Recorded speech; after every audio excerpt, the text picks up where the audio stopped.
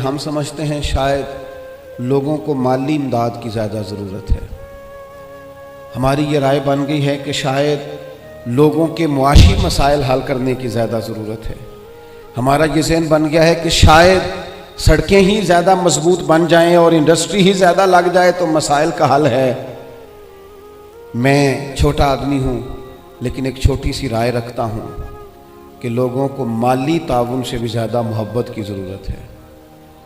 آپ غریب آدمی کو بھلے روٹی نہ بھی دیں، لیکن اگر آپ مالدار ہیں، اگر آپ صاحب حیثیت ہیں، اگر آپ اونچے منصب والے ہیں، آپ اسے کچھ نہ دیں، آپ اسے عزت دینی شروع کریں، آپ اس سے پیار کرنا شروع کریں، آپ اس کا اعزاز کرنا شروع کریں، آپ کبھی کبھی اسے ساتھ بٹھانا شروع کریں، آپ کریں اس غریب آدمی کے ساتھ یہ اعزاز والا کام کہ جب میلاد کی بزم ہو تو کم از کم اس بزرگ کو، اس نے سارا سال فجر کی اذان پڑھی ہے اور مسجد میں جھاڑو دیا ہے پر ہے غریب، آپ اس کی صدارت رکھیں محفل میلاد پہ، آپ ڈالیں اس کے گلے میں پھول اور بٹھائیں اس کو اسٹیج پر، آپ کریں محبتوں کا فروغ، آپ یہ کام کریں۔ لیکن کیا کریں، دینی ماحول میں بھی جس کے ہاتھ میں نوٹوں کی دتھی ہوتی ہے اس کی پہلی سیٹ ہوتی ہے، یہاں بھی ان لوگوں کو سارا اعزاز اور پروٹوکول دے دیا جاتا ہے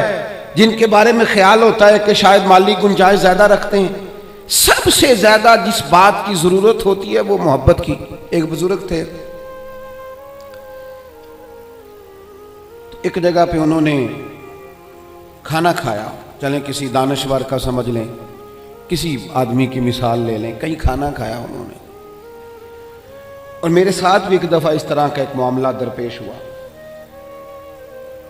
تو آپ کو پتہ ہے عموماً ڈرائنگ روم جو ہوتے ہیں ان کے ساتھ ہی باورچی خانے بھی ہوتے ہیں، تو شاید کھانا پکانے والے بھی وہاں قریب ہی تھے۔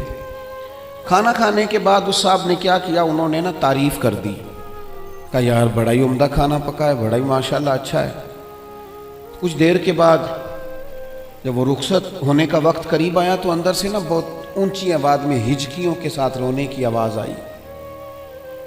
تو صاحب خانہ سے پوچھا کہ کیا ہوا ہے، اچھا تو نہیں لگتا کہ آپ کے معاملے میں مداخلت کی جائے، لیکن خیریت تو ہے؟ تو انہوں نے کہا نہیں، وہ آپ کی وجہ سے رو رہے ہیں گھر والے۔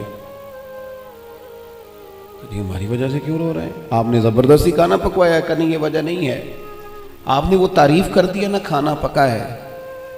تو وہ جو بچی اس گھر میں کھانا پکاتی ہے، جو بہو بن کے آئی ہے، وہ کسی غریب گھر سے ہے، غریب رشتہ داروں سے۔ تو وہ کہتی ہے کئی سال بیت گئے مجھے اس گھر میں نوکری کرتے، ساس کی بھی، سسر کی بھی، دیور کی بھی، جیٹھ کی بھی، سب کی، لیکن آج تک کسی نے یہ دو جملے نہیں بولے کہ تو نے اچھا کام کیا ہے۔